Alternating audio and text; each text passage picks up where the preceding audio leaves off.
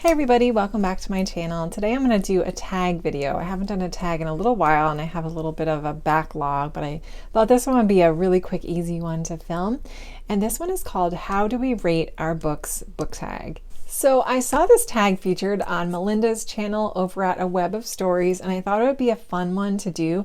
Honestly, I think everybody that has a Booktube channel should do this tag because it's a good way to get to know you as a reviewer, and especially if you're one of those people like me that dish out 5 stars like it's nobody's business. I hope it gives you some insight into why I rate books the way that I do. And I know that we all kind of rate books differently. I definitely tend to rate books, I give higher ratings maybe than I should than some other people do, but I thought it'd be fun to kind of go through my thought process on what it means for me to say something's a 5-star book versus something that's a 3 or a 2. So yeah, let's get started with the questions. So question number 1 is, how often do you DNF and what makes you DNF? So I don't DNF very often at all. I can count on one hand the amount of books I've DNF'd since I started Booktube, and I think it's only been 1 or 2. But I am getting better about that, I think, a little bit better. Either that or I'm just picking books that I like more. So my new rule going forward is that if I'm not into a book by 50 pages in, then I'm going to allow myself to DNF it. And this is particularly important for me as I go through the Read What You Own challenge, and I try to weed out some of these secondhand books that I've acquired from thrift stores that I may not necessarily have wanted to read, but because I had to pick 6 for $1, I may have thrown them in there.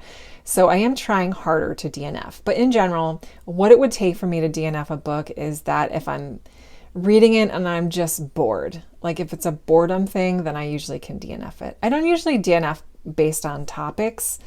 Like I've read a pretty awful horror book before that stuck with me and I maybe should have DNF'd it, but I kept going through it. So it's more boredom. If something's boring to me, that's when I DNF. So question number 2, do you rate books as 1 star? No, I never have. And the reason for that is because usually if it's a 1-star level book, I would have already DNF'd it, and I don't rate DNF'd books. I just leave them as read on Goodreads because I mean, I saw Not Another Book Review, AJ's channel. He made such a great point that I think I resonated a lot with.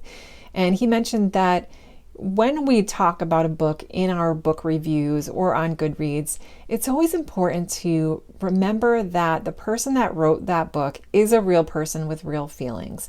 And I could never just totally trash a book like that, because if that person ever saw that video or their review, I just would feel horrible because they pour their heart and soul into these books.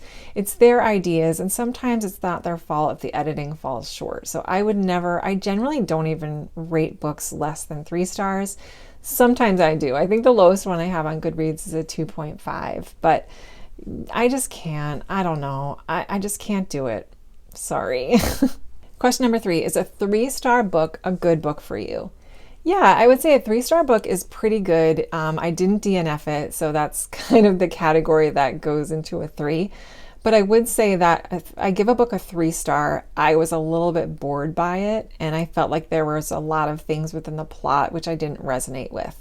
So if it's something that I was just really mixed on, I'll give it a 3-star.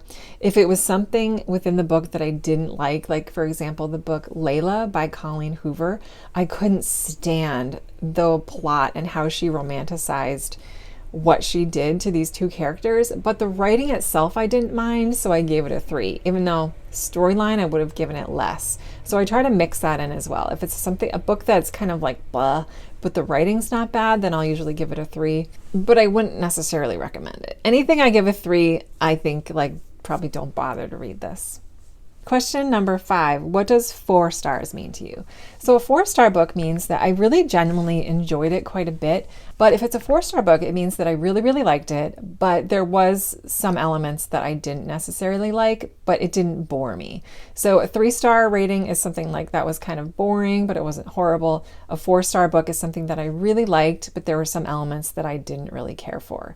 If I give it a 4.5, I will always round it up to 5 stars on Goodreads, but I'll put 4.5 and I'll just mention like there's one little thing that I had a complaint about that I felt like could have been a little better, so it wasn't a perfect book. But generally a 4-star book is one of my favorites of the month or a favorite of the year, but it's not going to be an all-time favorite, and I probably still wouldn't reread it. 4.5, I would definitely reread again. But I might reread it, but it's not like an all-time favorite forever.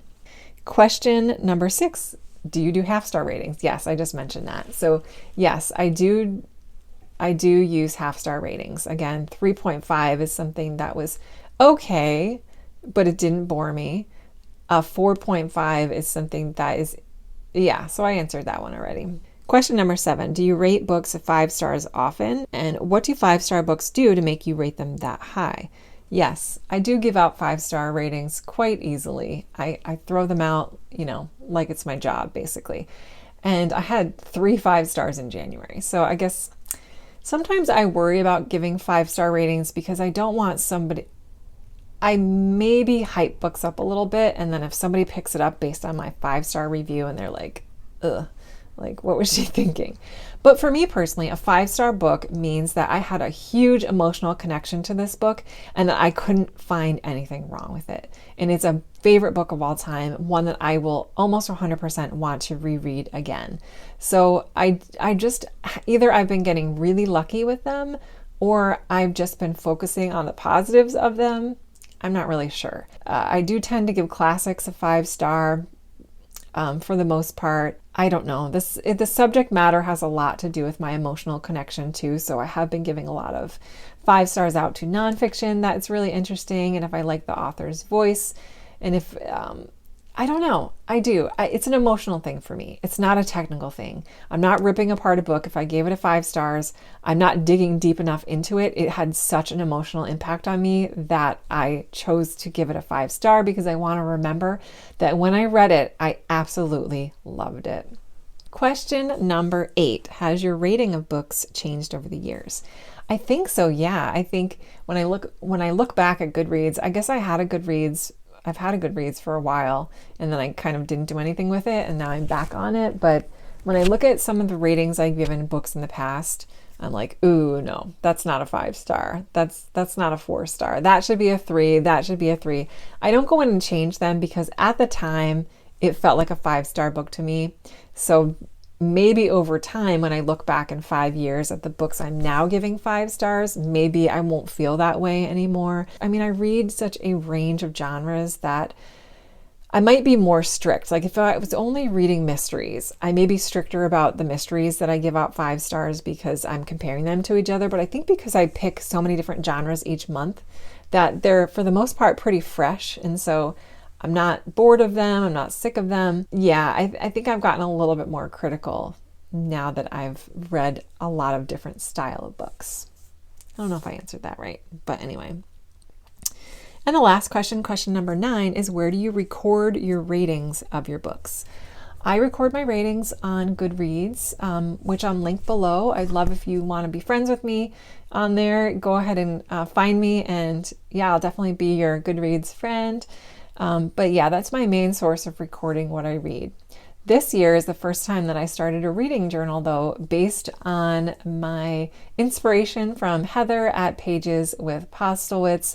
I'll leave her channel link below. She's a newer booktuber that I really, really enjoy. And she has a couple of videos about her reading journal. So I took some ideas from her and started crafting my own reading journal, which maybe I'll show on the channel sometime. But it's been really fun. I did a whole stats page for 2027 for 2023, and it's just fun kind of having that visual representation of the books I'm reading, and it's fun to add to that reading journal each month. I don't know, it's just creatively fun. And then I also started Storygram this year for the first time, so I have a Storygram account. I am keeping that private though, so I don't have a link for that to share. But those, I'll be honest, I don't put every single book I read on Goodreads because sometimes if I want to read something trashy on Kindle Unlimited, or if I'm reading things to do with spirituality or Christianity, that's more personal to me, so I kind of want to keep that to myself, but I will put that on Storygraph. So at the end of the year, I'll get a more accurate stats representation of my books and my ratings. So if it's, Jesus or sex, it's not going on Goodreads usually. It's going to stay in Storygraph. But yeah, I do have a couple different methods of how I like to record my books and keep track of them. And they're all fun kind of in their own way. So that was the tag, you guys. I'm going to list below all the channels I would like to tag for this, but honestly, I wasn't tagged in it and I did it anyway. So I would love it if you also did the tag too, especially if I follow your channel so that I can get to know your tagging system or your rating system better. And thank you guys very much for watching. I really appreciate it. And I hope you guys have a great rest of your day.